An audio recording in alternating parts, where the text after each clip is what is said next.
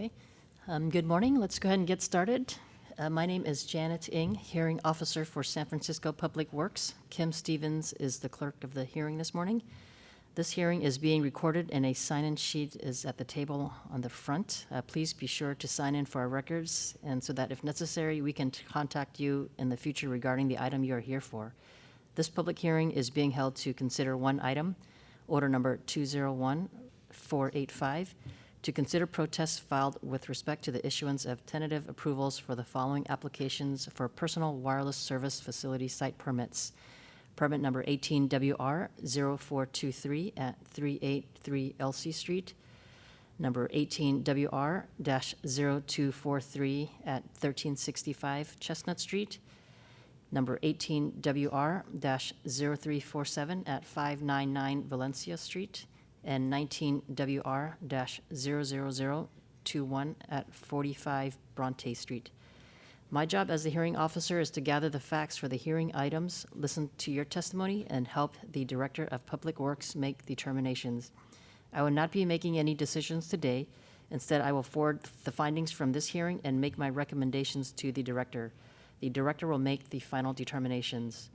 When the Director's determinations are made, the Department will notify you of them. So therefore, please be sure to sign in if you want to be notified. The hearing will proceed as follows. I will ask Public Works staff to speak first, present the item, give us an overview of the permit application process, and describe how the applications arrived at today's hearing. Then I will have the speakers in the following order. I will ask that any protesters who submitted written comments to speak. Then anyone supporting the protesters will speak next. I will then give the applicant a chance to speak and to answer any of the protesters' comments. Then anyone supporting the applicant will speak. Lastly, any city agency, including Public Works, can speak and comment on any of the speakers. Each speaker will have up to 4 minutes to speak. The clerk will monitor the time for all speakers. When you hear the first bell, it will mean that the speaker has 30 seconds left. A louder second bell will signal that the time is up. Please clearly state your name into the microphone before you start. Comments and questions should be addressed to me and not to the department or to the applicant. If you cannot finish your comments within the allotted time, you can submit written testimony to me at the end of this hearing. If I feel that questions are warranted, I will ask questions. After all comments are completed, I will close the item. So let's go ahead and start. So again, order number 201485. May I have Public Works?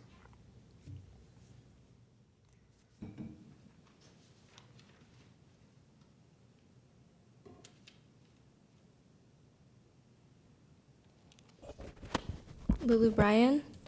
Good morning, my name is Lulu Bryan, and I'll be giving an overview of the wireless permitting process. The city has limited authority over personal wireless service facilities. Wireless facilities are regulated at the federal level with limited local control, allowing some oversight of design. All authority invested to the city regarding these facilities is restricted to Public Works Code Article 25 and Public Works Order 184504. This process includes review by San Francisco Public Works, the Planning Department, and the Health Department. If all departments recommend approval of the application, the city issues a tentative approval and the applicant posts and mails this notice to any person owning property or living within 150 feet of the facility. There is a 20-day protest period, and if Public Works receives an objection to this notice, as we have for the applications on today's agenda, Public Works convenes a hearing. We have provided the hearing officer, the Planning Department, and the Health Department with all the objections. Additionally, the applicant has responded to each protest. Public Works Code Article 25, Section 1513, which I have here, provides all the available grounds the city may lawfully use to deny a personal wireless service facility.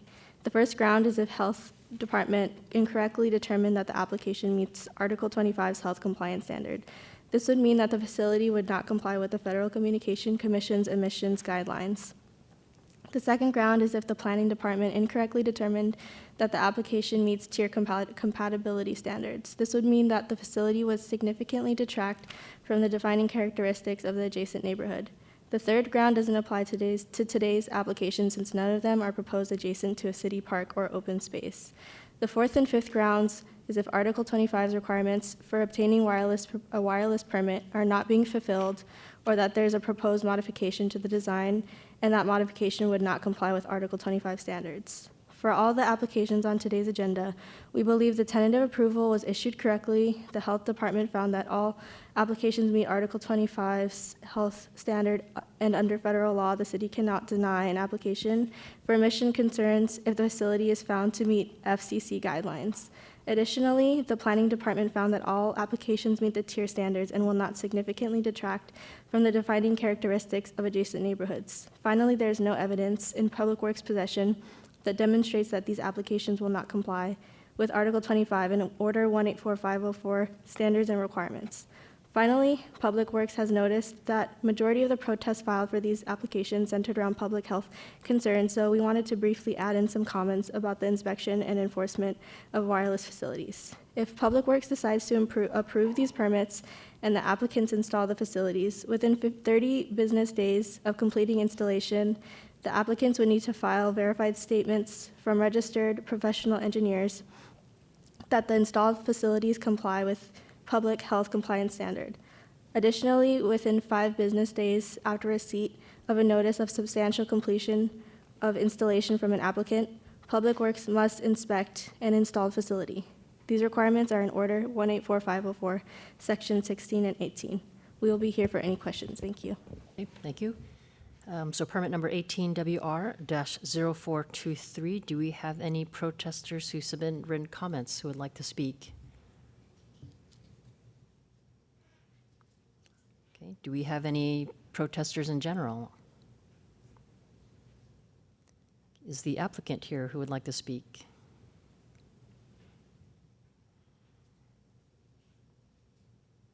If no protesters are here, I can have my comments apply to all 3 of Verizon's sites that are on the agenda today, which are 3 Elsie Street, 1365 Chestnut Street, and 45 Bronte Street. But if protesters do come and make comments, we'd like to respond to them. Okay, let's go line by line, just in case if someone does show up. Sure. Okay. Well, these facilities are part of a longstanding program in San Francisco.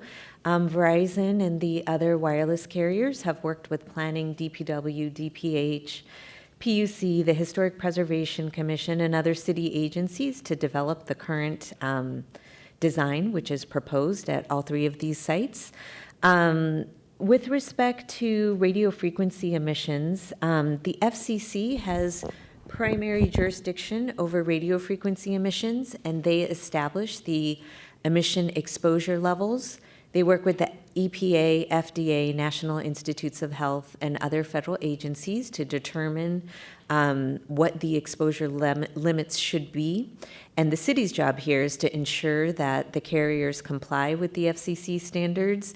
Here, Article 25 requires Verizon to hire a third-party engineer to prepare a report on the calculated RF emissions. We have Daniel Rowe from Hammett and Edison here who can speak to any questions that you have regarding RF emissions. So that report was submitted to DPH. DPH then reviews the report that Hammett and Edison submits. And here DPH concluded that none of the emissions would be even close to what the FCC's exposure limits are. With respect to planning, with respect to aesthetics planning reviews, all of these sites for aesthetic impacts, and to make sure that they comply with the compatibility standards set forth in Article 25. 3 Elsie Street is a PG&E wooden pole. It's in a zoning protected location, so planning reviewed this site for compatibility with the zoning standard and found that this facility complies with that standard. So if you have any questions, we're happy to answer them. Okay, thank you. I'm sorry, could you state your name one more time? I'm sorry? Could you state your name one more time? Yes, Melanie Sengupta, Sengupta, outside counsel for Verizon Okay, Wireless. thank you. Thanks. Okay. Okay, moving on to the next item, 18WR-0243 at 1365 Chestnut Street. Do we have any protesters? Okay, would the applicant like to speak again? You want to just apply the same comments? Okay, thank you. Okay, so the next item, 18WR-0347 at 599 Valencia Street. Do we have any protesters? Okay, do we have the applicant who would like to speak?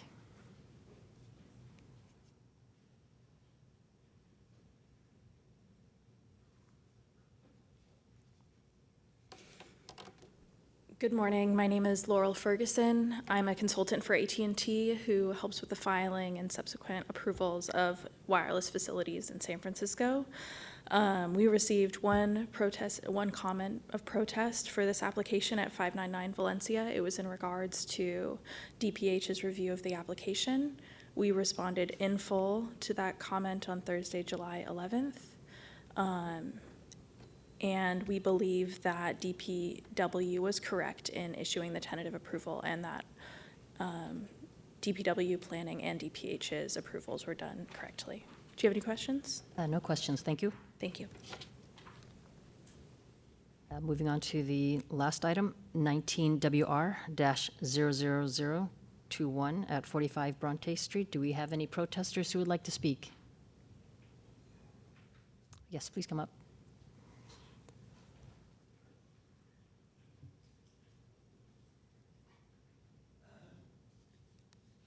Yes, my name is Arthur Skinner, and the pole, the telephone pole is right at my property, 45 Bronte.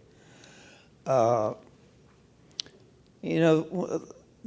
notice that was on the telephone pole, I tried to make a protest, but the lettering was so small and difficult. I wasn't able to.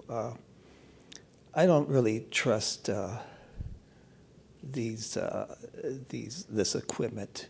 Now it's right at my house. I've had radiation, and as a result of radiation, hospital radiation, the tubes from my kidney to the bladder were shredded. In 2002, I had a fortunate, good doctor at Kaiser that turned my bladder into a golf club to hook up to a kidney. Currently, I have a case of thyroid cancer. Now, this machine is radiating right at my little house at 45 Bronte, and personally, I would not like to have it there. Within a couple of 100 yards, there's a lot of open space. There are billboards along the freeway. With a little expense, they could put up their own poles. But it's a lot easier to just put it on top of a telephone pole and radiate the neighborhood. Thank you. Okay, thank you. Do we have any other protesters who would like to speak? Okay, would the applicant like to speak on this one?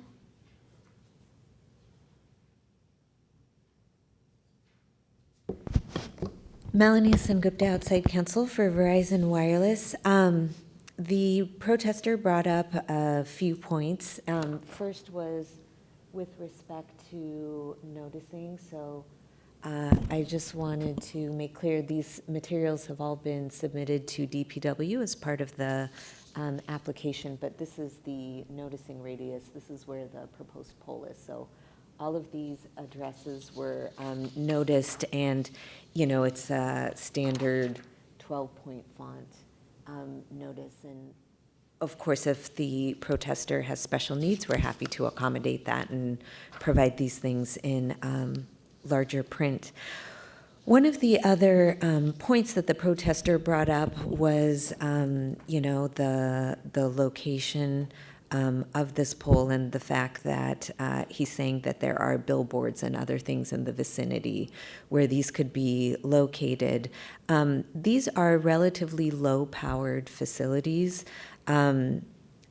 So in terms of the service area that they, the gap that they fill in, it's a relatively small one. So we can't look at sites that are too far away from the intended service area. Also, California state law entitles carriers, telephone providers, to put their infrastructure in the right-of-way on existing telephone poles. San Francisco generally has a preference for not putting in new poles. They prefer putting equipment on existing poles so as to decrease the amount of structures that are in the public right-of-way. And that's just one of planning's preference. So we try to accommodate that by putting equipment on existing poles rather than installing new poles. With respect to health effects, I touched on that before. I also have Daniel Rowe here from Hammett and Edison, and if you'd like, he can respond to some of the health concerns as well. Okay, that would be great. Just before you leave, though, and the protester brought up billboards. What's the feasibility of installing on billboards? I don't know the billboards to which he's referring. We don't normally put telephone equipment on billboards. We, of course, would have to seek a lease from whoever owns the billboard, and it would be a completely different process. Okay, thank you. So let's have the engineer talk about the health effects. Sure.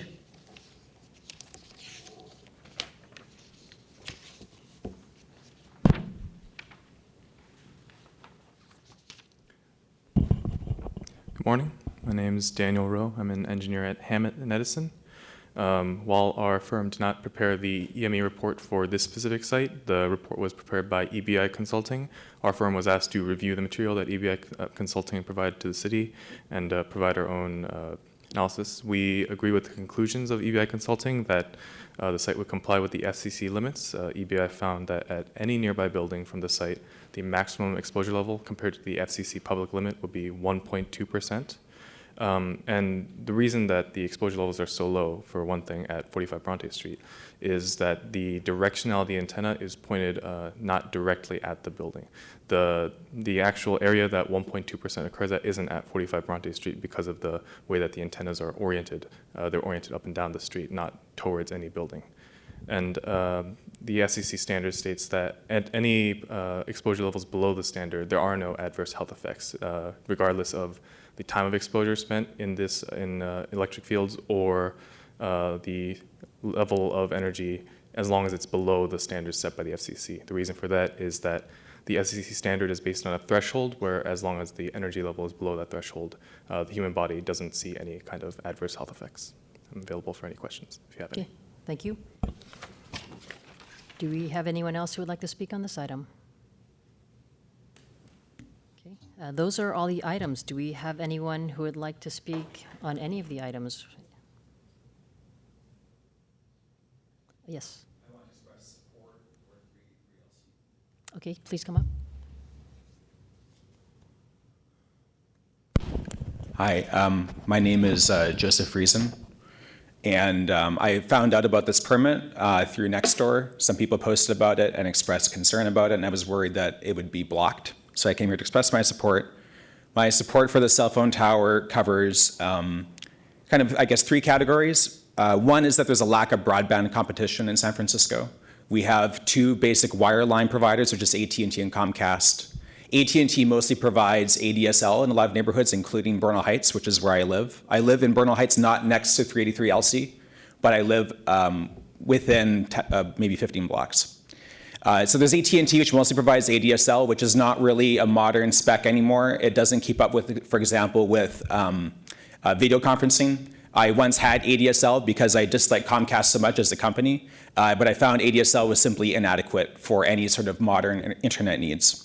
The other provider is Comcast. Comcast does provide reliable service. That's what I use. Unfortunately, when compared to like both national and international standards, it doesn't really compare in terms of both the performance and the price.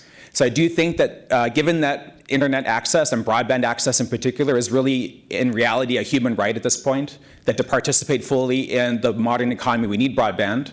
I think it's important that we have robust broadband in San Francisco. The reality that having only one provider, i.e. Comcast, that can provide that, I think that's a detriment to the citizens of San Francisco. So the reality is that as wireless communication progresses, as we moved on from 3G then to LTE and now to 5G, the millimeter wave specifications and standards, wireless provides a credible competition to wireline internet access. And so I think that could help increase the quality of internet access and bring down the cost for consumers. Now, I myself, I can afford to pay for Comcast, but I realize there are many people that are not as privileged as myself and would not be able to pay, for example, $70 a month for Comcast service. I'd also like to express a brief comment about the safety. So 383 LC is within, I think, 2 houses of Holly Park. I think that was one concern raised by several people, that it's within access to a public park. I've gone to this park many times with my wife and with my 9-month daughter. In fact, my 9-month daughter, her first video of crawling what actually happened in Holly Park. I have no concerns about the safety. As has been said before, the FCC closely regulates wireless emissions, and they regulate the broadcast power of these towers to be well within the power limits that are considered safe for humans and other beings that are in the area. And then finally, I think the most important reason why I'm here is kind of a political reason, I guess. Shortly after I moved to San Francisco, I started dating someone who then became my wife. Outside of her apartment, AT&T wanted to install a call box, a utility call box. One of the property owners nearby, the person living on the base floor of the building my girlfriend lived in, she rallied the whole neighborhood in opposition for this call box. They said it would be an eyesore, that it would create electromagnetic radiation, be harmful for health, that it's noisy. I found all these claims very unfortunate because I realized this was a detriment to the rollout of broadband in San Francisco that would have a negative impact on the quality of AT&T's internet access. And I felt like it really kept the city back. And so if ISPs, whether it be AT&T or Verizon or Comcast, want to come forward and deploy more infrastructure, I'd like to be here to support that so that we can ensure high quality and affordable internet access to all citizens and residents of San Francisco. Thank you. Okay, thank you. Do we have anyone else who would like to speak? Okay, well, thank you, everyone. This concludes the hearing.